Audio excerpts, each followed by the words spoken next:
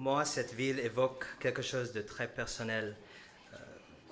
C'est là que j'avais vécu enfant entre 7 et 10 ans, après être né et avoir grandi aux États-Unis. Et si les années que j'ai passées ici ont été peu nombreuses,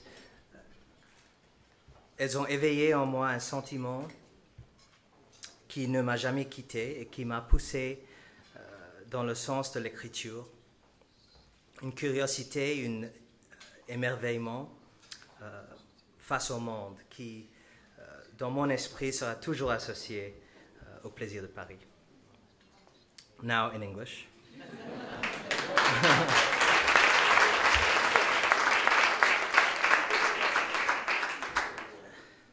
It's an honor to be with you here in Paris, and thank you for the opportunity. You know, the world changes very quickly, and I'm here to talk to you about those changes in India, but I have to say, the world doesn't only change quickly in India, and I've been struck by history's tendency to reverse itself reading the newspapers here in Paris in the last few days. The last time I was here was just a few years ago. But you will recall in those days, a few years ago, it was still the United States that tended to take the lead in invading foreign countries. And France that preferred things like UN resolutions and sensitivity and nuance. So what a difference a Sarkozy makes.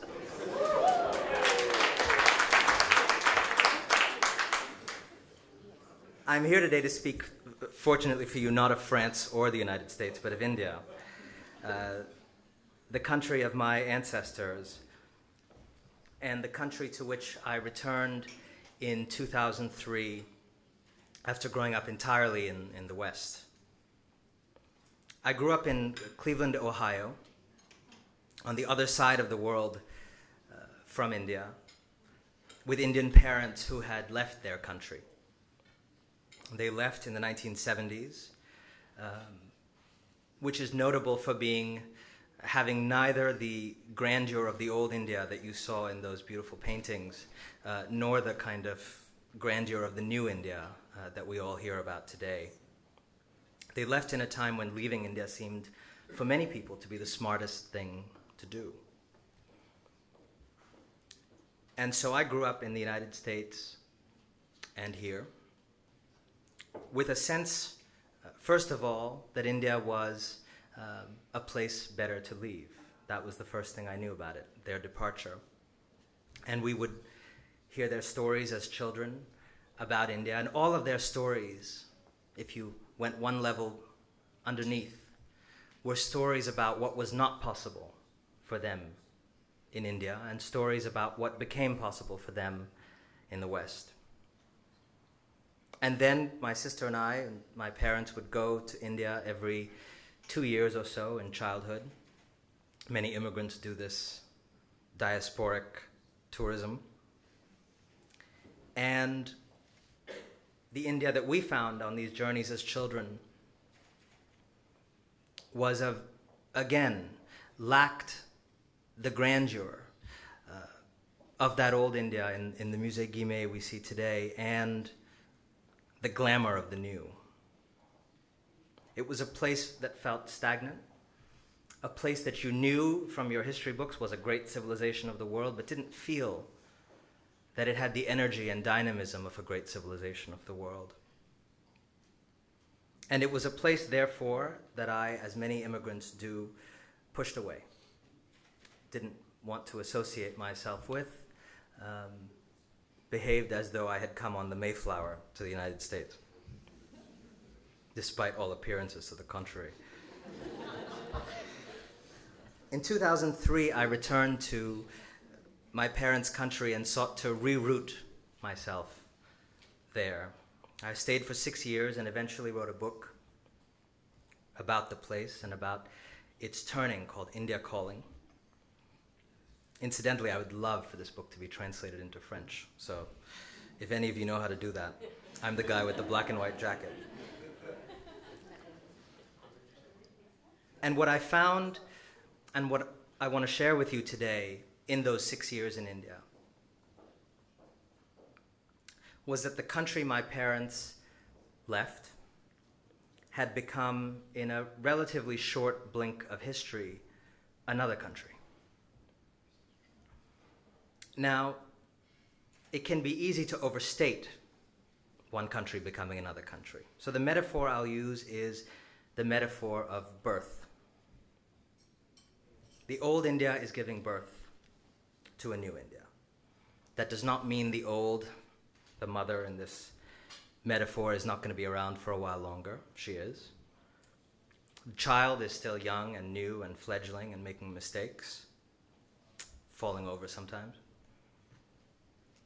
They're both going to coexist, argue, fight, contend for the foreseeable future.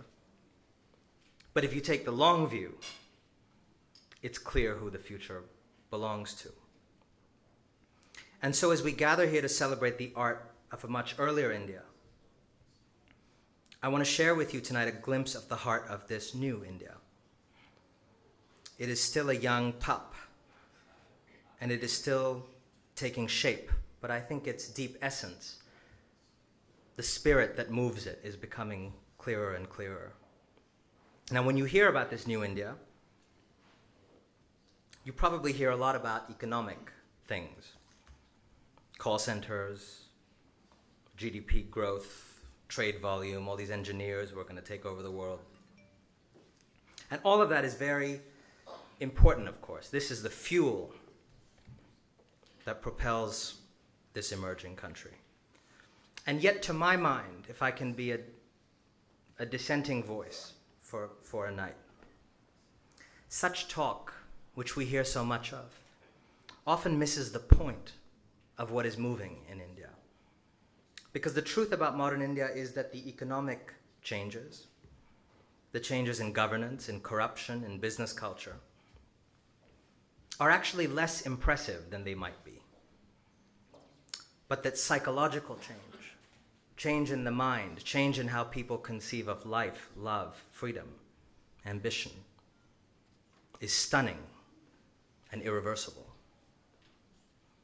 At the heart of this new India, then, are two related ideas that I would leave you with. The first is that you are the shaper of your destiny, not the inheritor of it.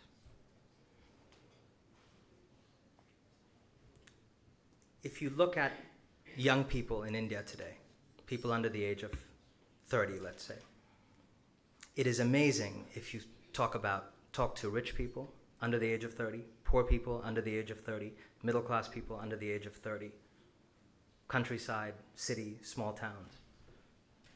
Their means and their possibilities, their life expectancies are still very different. Their language is more and more the same.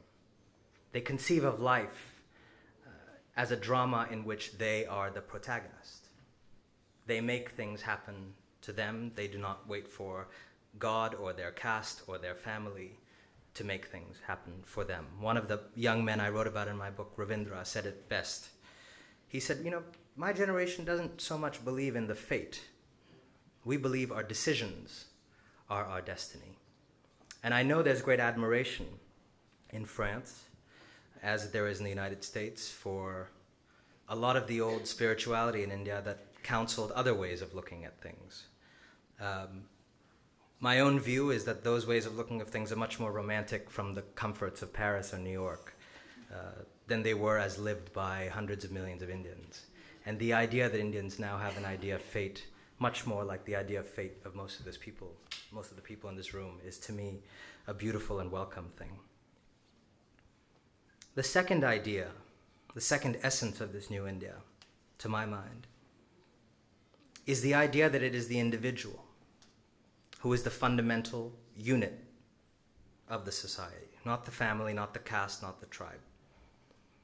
And that a man or woman, and this matters particularly for women, should be judged by what they do, and more importantly, what they will do, rather than by who they are, and more importantly, who their grandfather was.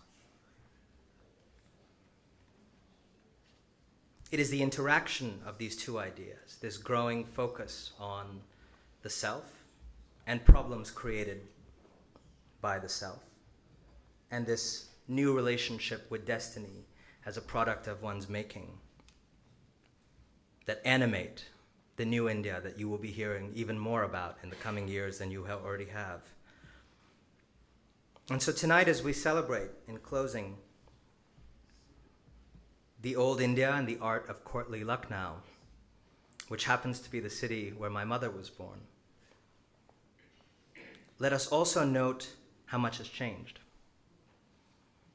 Today, the Maharani of Lucknow, its new queen without a title of queen,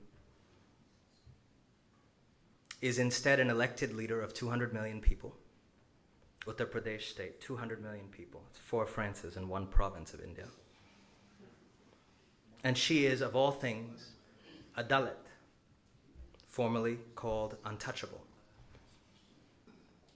She is to some grotesque, corrupt, a megalomaniac. She is said to have birthday cakes larger than her. To others, she is salvation in a salwar kameez. But whatever your view of her, you must agree that she is a symbol of a new India passing into very new hands. And for those of us who live in America, in France, across the West, it is this that we must understand about the new India. It is not just an emerging market or an investment opportunity. It is a country in the middle of an awakening. And the countries of the West will need to awaken in their own ways if they are to compete with the feverish energy that has come to India with the new possibilities of making one's own destiny. Thank you very much.